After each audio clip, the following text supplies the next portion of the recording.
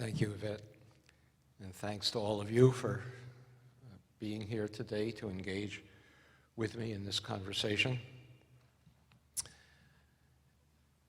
As you all know, in the 20th century, we had a civil rights movement in this country. It began with civil rights lawyers challenging the segregation of law schools because they figured that if judges couldn't understand anything else, they might be able to figure out that you couldn't get a good legal education in a segregated and inferior law school. And then that precedent was used to challenge segregation in colleges and universities, and that led, as you all know, to a decision in 1954 of the Supreme Court, Brown versus Board of Education, that prohibited legal segregation in elementary and secondary schools. And that Brown decision then inspired, stimulated, motivated a movement of activists, people who engaged in marches and demonstrations and civil disobedience, got arrested. Some lost their lives in a struggle to end segregation in this country. By the end of the 1960s, that civil rights movement had persuaded most people in this country, not all, but most people in this country, that racial segregation was wrong, it was immoral, it was harmful both to African Americans and to whites, it was incompatible with our self-conception as a democratic society. And by the end of the 1960s, with that understanding, we abolished segregation in everything from lunch counters to buses to interstate transportation of all kinds to public accommodations to employment. And yet, at the end of the 1960s, the civil rights movement ended, folded up its tent, went home, left untouched the biggest segregation of all, which is that every metropolitan area in this country is residentially segregated. This one is. I've lived in many of them. Every one that I've lived in had clearly defined areas that were either all white or mostly white, clearly defined areas that were either all black or mostly black. How could it be if we came to understand that racial segregation was wrong, immoral, harmful to both blacks and whites, incompatible with our self-conception as a democratic society? How could it be that we left untouched an apartheid residential system in which blacks and whites live so far from each other in most cases? Well, partly it's because residential segregation is harder to undo than the other forms of segregation that we addressed in the 20th century. If we abolish segregation in buses, the next day you can sit on any empty seat on a bus. But if we abolish segregation in neighborhoods, the next day things wouldn't look much different. And so what we've done, all of us, and I mean all of us, myself included, Democrats, Republicans, liberals, conservatives, Northerners, Southerners, Easterners, Westerners, what we've done is adopted a national rationalization, an excuse we give ourselves, every one of us, an excuse we give ourselves to not redressing the most serious segregation of all. And that excuse goes something like this. We tell ourselves that the segregation of lunch counters or buses or transportation, swimming pools, water fountains, that was all done by government. That was a civil rights violation. If the federal government was requiring segregation, it was a violation of the Fifth Amendment, required a remedy. If the state and federal governments were doing it, it was a violation of the 14th Amendment, also required a remedy. Under our Constitution, if there's a civil rights violation, we have to correct it. But residential segregation, we tell ourselves, oh, that's something entirely different. Residential segregation wasn't created by government, by law, by regulation, by public policy. That just sort of happened by accident. It's natural. Happened because bigoted white homeowners or landlords wouldn't sell homes to African Americans in white neighborhoods. Businesses in the private economy, not government actors like real estate agents or banks, insurance companies, discriminated in how they supported housing, sold, insured housing. Maybe it happened because, people like to live with each other of the same race. We feel more comfortable that way, and so we self-segregate. We're attracted to neighborhoods with others just like us. Sometimes we flee neighborhoods with people who aren't like us. Or maybe we tell ourselves it's just an economic problem. African Americans, on average, have lower incomes than whites. Not everyone, but on average, and so many African Americans just can't afford to move to middle-class white neighborhoods. All of these bigoted, perhaps, but individual or private sector decisions and activities is what's created residential segregation, not government. So there's no civil rights violation involved. And if it happened by accident, it can only unhappen by accident. Most of us think it's too bad. Well, it's probably not too bad enough to live in an apartheid society, but it's not our responsibility to do anything about it. It's not part of American citizenship to correct private activity. Well, I spent much of my time before I started working on the book that you heard referred to, The Color of Law. Spent much of my time as an education columnist, writer, policy analyst. And in the 1990s and 2000s, I became concerned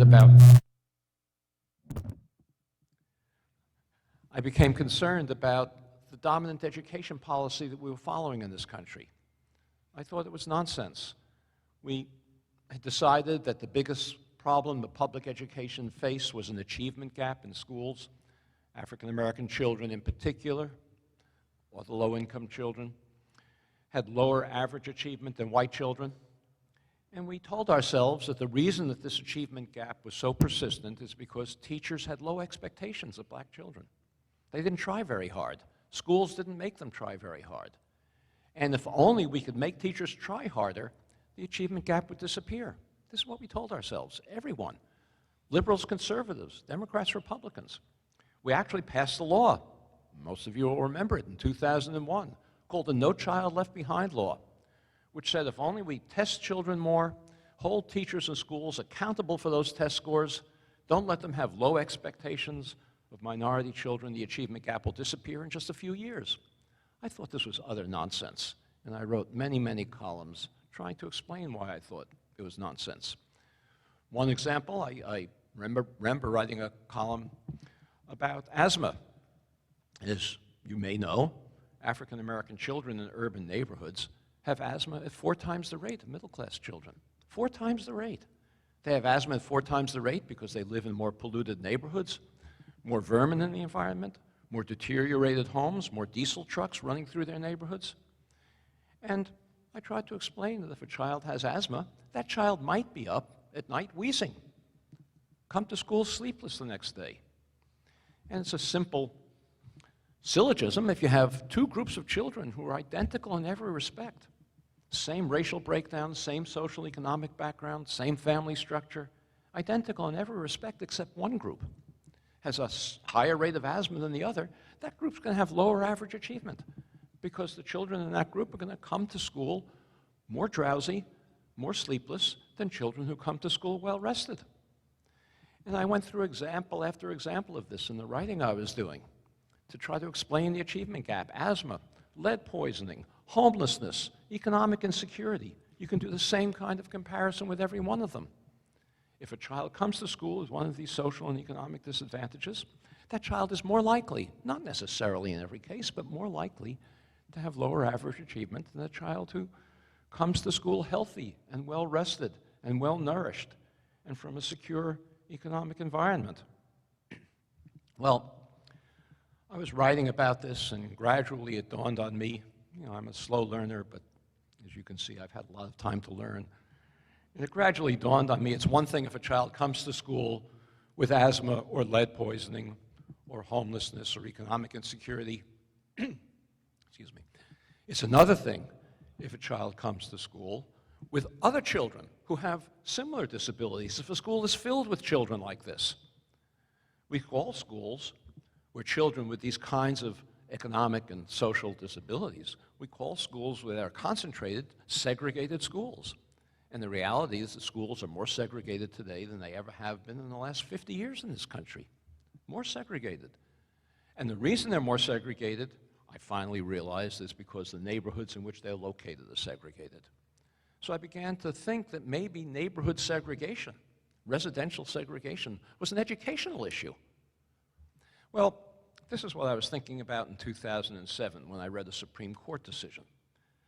The Supreme Court evaluated a program that 2 school districts, Louisville, Kentucky, and Seattle, Washington, had implemented.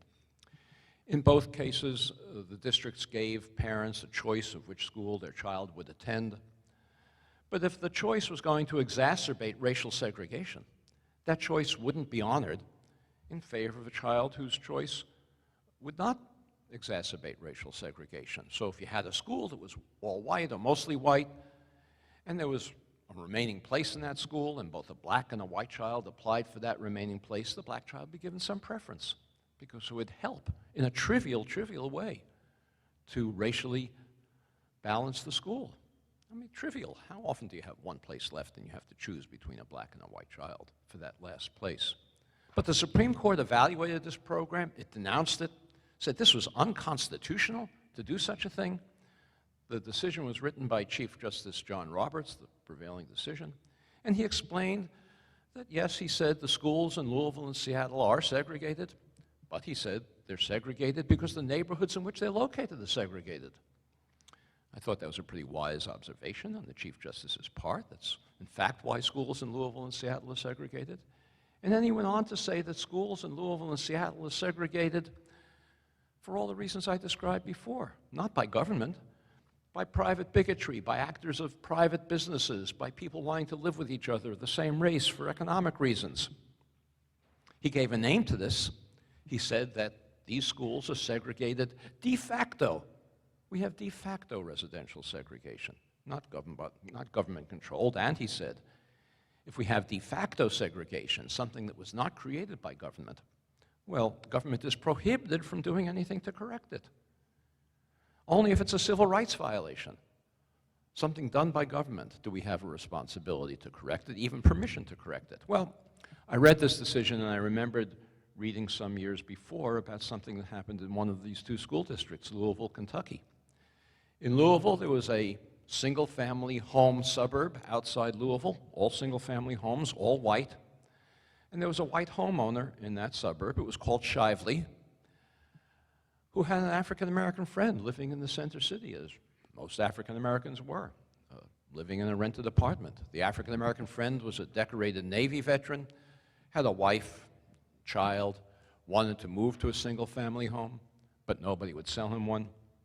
So the white homeowner in this suburb of Shively bought a second home in his community and resold it to his African-American friend. And when the African-American family moved in, an angry white mob surrounded the home, protected by the police. They threw rocks through the windows. Police did nothing to stop it, encouraged it. They dynamited and firebombed the home. The police did nothing to stop this either. But when the riot was all over, the state of Kentucky arrested, tried, convicted, and jailed the white homeowner for sedition, for having caused a riot by selling a home to an African American in a white neighborhood. And I said to myself, this doesn't sound to me much like de facto segregation. If the police, the criminal justice system, is being used to enforce racial boundaries in Louisville. And I began to look into it a bit further, and what I discovered was there were thousands, and I'm not exaggerating, I don't use these words lightly, thousands of cases of mob violence frequently instigated, if not protected by the police, to drive African Americans out of homes that they had legitimately purchased or rented in white neighborhoods in the 20th century.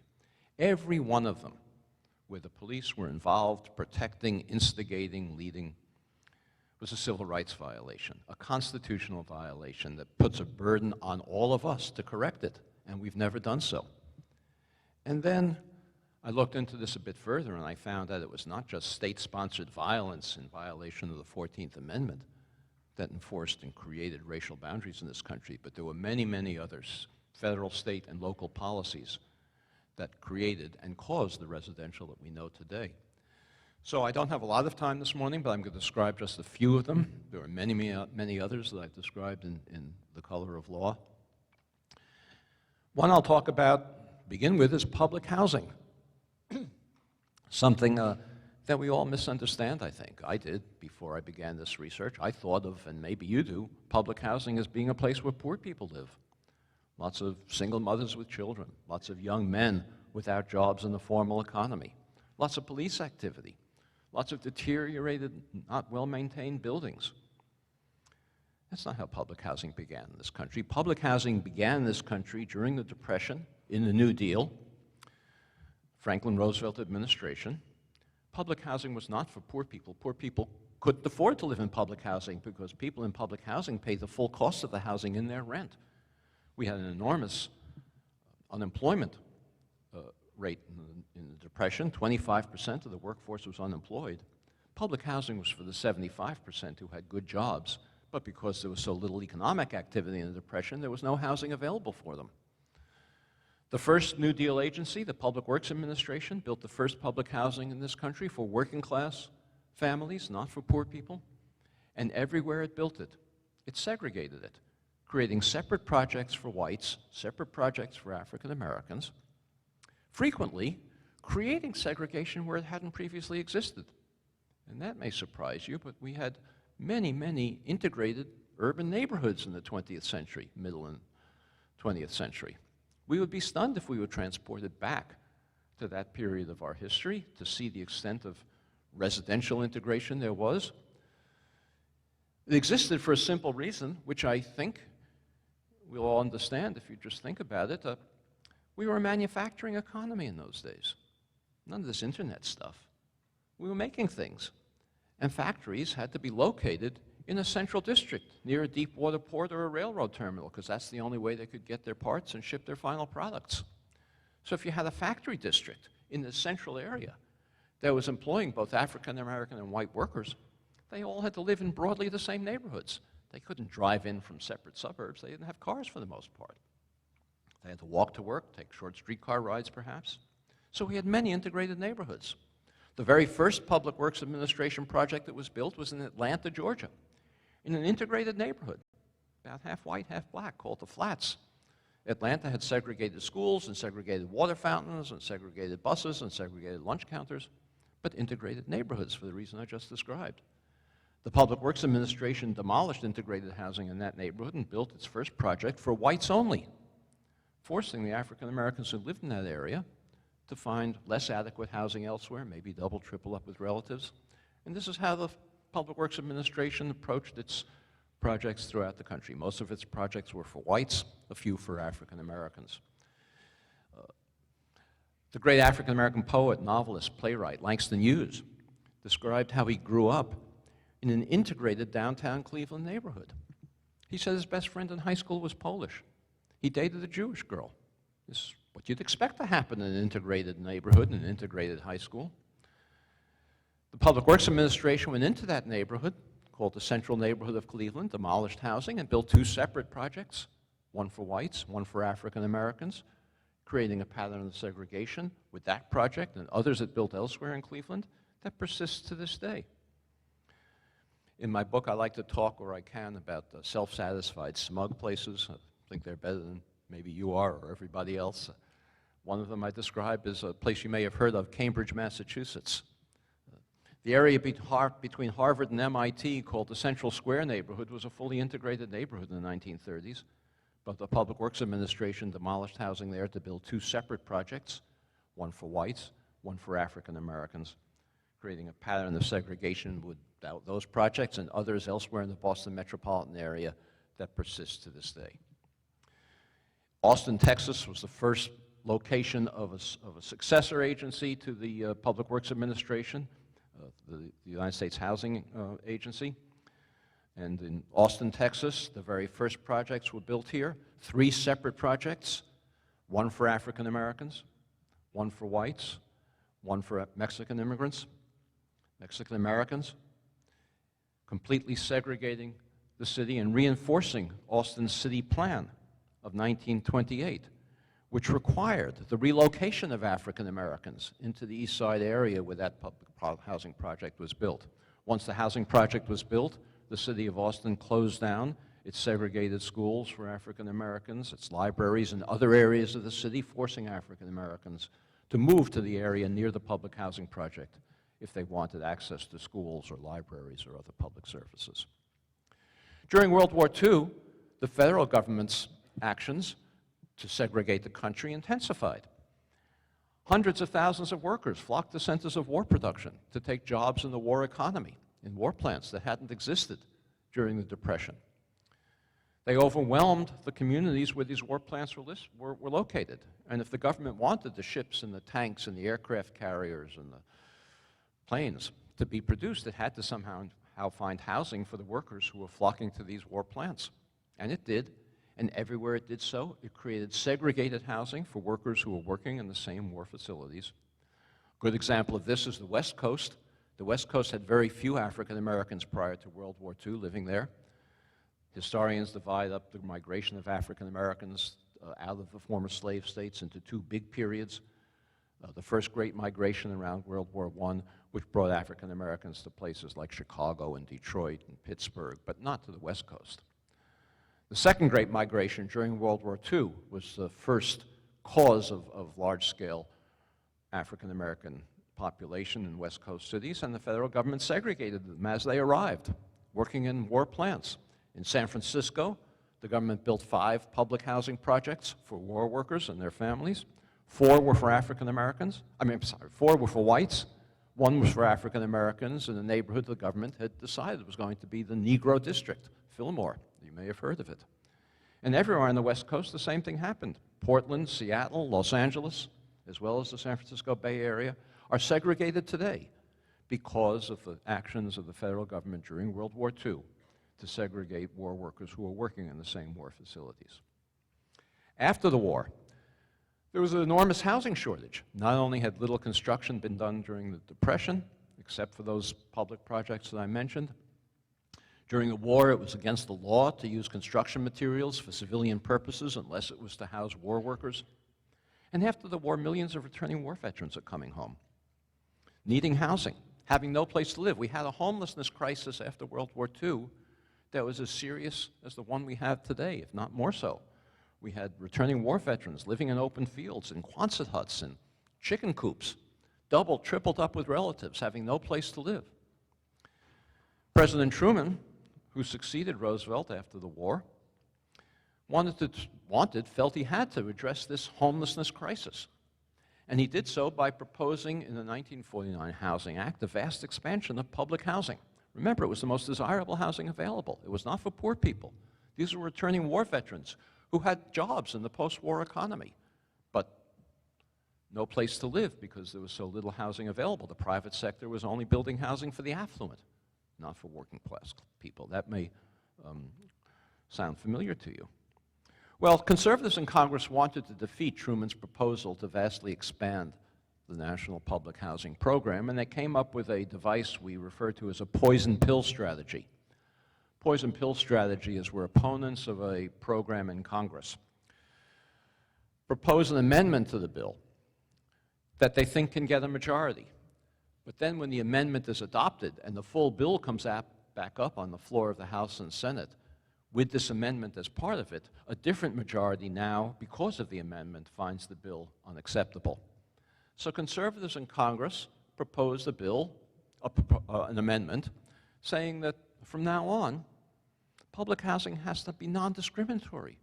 No more of this segregated public housing. Non-discriminatory public housing for the future. It was a cynical amendment, of course. They didn't want public housing at all. But they planned to vote for the amendment.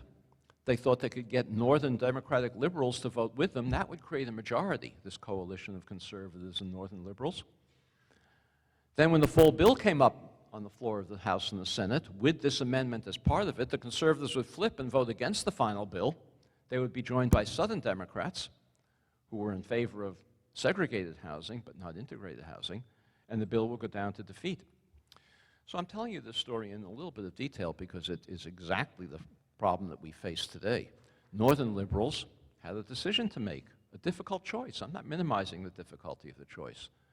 Were they going to support the non-discrimination amendment, which they believed in, many of them, but with the result that there would be no public housing built because the bill would go down to defeat?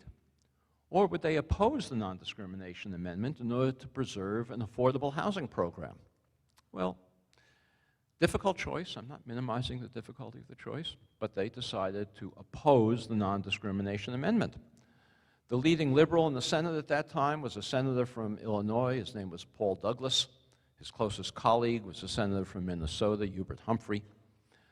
They decided to campaign against the non-discrimination amendment. Senator Douglas got up on the floor of the Senate and made a speech along the following lines. He said, "I want to say to my Negro friends that you'll be better off if the amendment is defeated and get the housing that you need than you will be if the amendment is passed and you get no housing at all."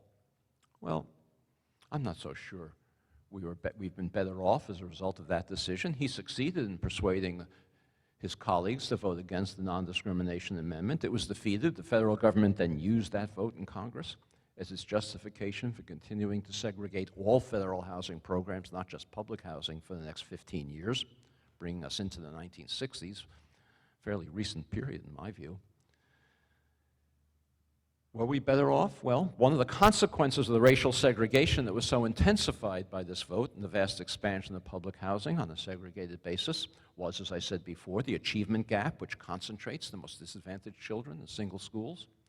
It's health disparities between African Americans and whites. African Americans have shorter life expectancies, greater rates of cardiovascular disease from living in more polluted, more dangerous neighborhoods without access to good food and healthy air. It predicts the mass incarceration crisis that we're all familiar with. African Americans, young men in particular, Latino young men as well, are incarcerated at disproportionate rates. It couldn't happen if the most disadvantaged young men weren't being concentrated in single neighborhoods where they had no access to good jobs or transportation to get to good jobs. And it also predicts something else which frightens me, and I expect frightens you as well, and that is the very, very dangerous, frightening political polarization that we have in this country today. How can we ever preserve this democracy if so many African Americans and whites live so far from each other that we have no ability to understand each other's life experiences, to empathize with each other, to create a common national identity? So those are some of the ways that we're not so better off as a result of the difficult choice that Paul Douglas made and his colleagues made, and it's the same choice we face today. We are building some, not enough, affordable housing in this country, and most of the affordable housing that we built, not all of it, most of it is being placed in already low-income segregated neighborhoods, reinforcing their segregation, creating the same consequences that I've just described. It's easier to do it there. Same reason that Paul Douglas wanted to do it. It's easier to build low-income housing, affordable housing in low-income neighborhoods. You don't face community opposition. You don't have to hold 100 community meetings explaining why you're bringing black and brown people into someone's neighborhood.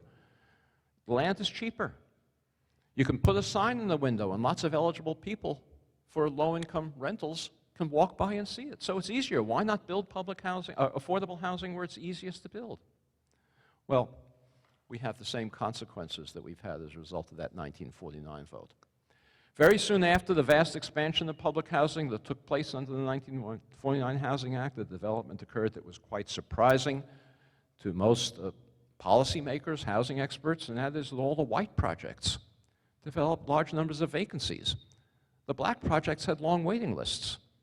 Soon, even the most bigoted public housing official couldn't justify a situation where some of his projects were half empty and the others had long waiting lists. So soon all the projects were opened up to African Americans, and public housing became predominantly an African American institution. And about the same time, I'm talking about the 1950s now, those factories that I talked about before that had to be located near deep water ports or railroad terminals moved out of the cities. The highways had been built. They could get their parts and ship their final products by truck. So the African Americans who are concentrated now in public housing and in other rental apartments in urban areas no longer had access to good jobs. They could no longer afford to pay the full cost of housing, public housing, in their rent. The government had to begin subsidizing public housing, as it does today. Once it did that, it stopped investing in it, stopped maintaining it. The projects deteriorated. The projects became a concentration of low-income families. And we got the kind of urban slums that we associate with public housing today. Well, the question is, why did all these vacancies occur in the white projects and not in the African American ones?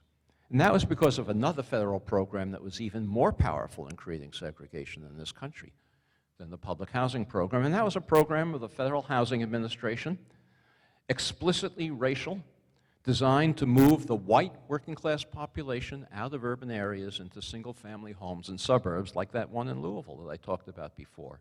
And they exist in every metropolitan area in this country. We created a white noose around every urban area with federally subsidized single-family home subdivisions.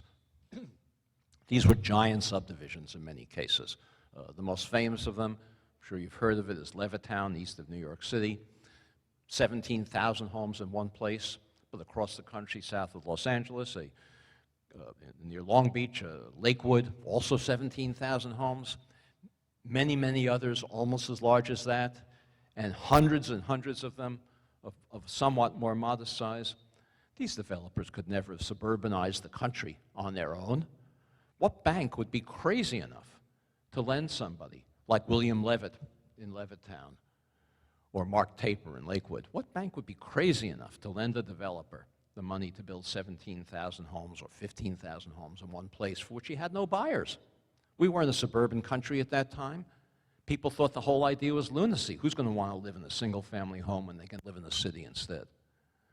No bank would be crazy enough to lend money for such a venture. The only way that these developers could get the funds to buy the land and build these projects was by going to the Federal Housing Administration or the Veterans Administration, submitting their proposals for the project, excuse me, the materials they were going to use, the architectural design of the homes, the layout of the streets, and a commitment made to the Federal Housing Administration or the VA never to sell a home to an African American.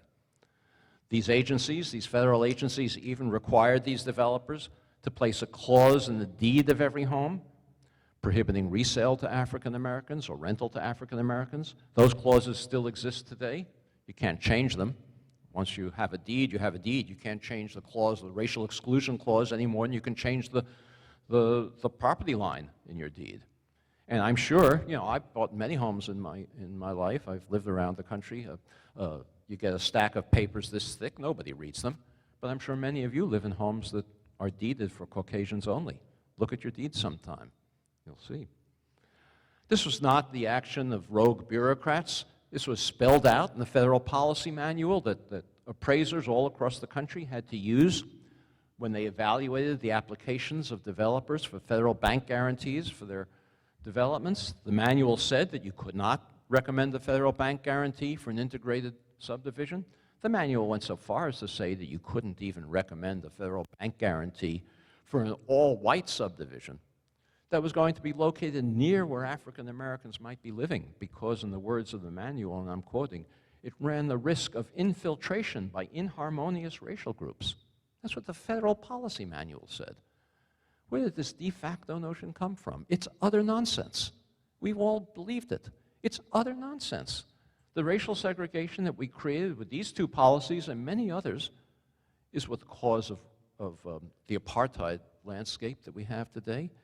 And as such, it's a constitutional violation, and we have an obligation. An obligation, each one of us as American citizens, if we take our American citizenship seriously, it's our obligation to do something about it. The policies to redress segregation are well known. We don't need more policy development. It's interesting. Many of us do it. We know what we need to do. What's missing is a new civil rights movement that's going to make it as uncomfortable to maintain racial boundaries in this country as it was uncomfortable to maintain segregated lunch counters and buses. So I say we know what to do. We should, for example, just taking one example of the constitutional violation of the FHA and its subsidization of these white homes, those homes that were bought for, at the time by these working class families, whites only, sold in today's money for about $100,000. I don't, maybe in this area it's different, but I don't think in Levittown or in Westlake or in any of these others, Lakewood, you can buy a home today for $100,000. Most places it's $300,000, $400,000, $500,000. In the area where I now live, it's $1 million for these originally FHA financed homes. The white families who bought those homes gained wealth, appreciation, and the value of their homes as they appreciated over the next few generations.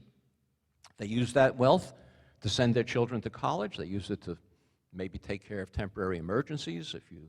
Unemployment, if you lose a job and you have wealth, you can weather that unemployment. If you lose a job and you don't have wealth, you're forced permanently down the social and economic scale.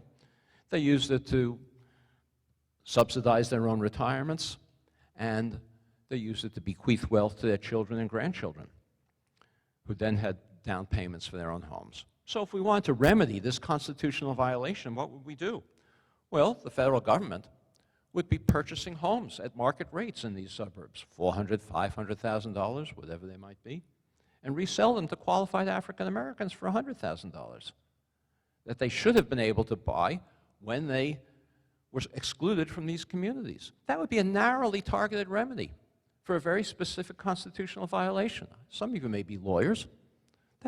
No court could refuse to accept such affirmative action in housing if it recognized the cause in federal policy of the constitutional violation that occurred.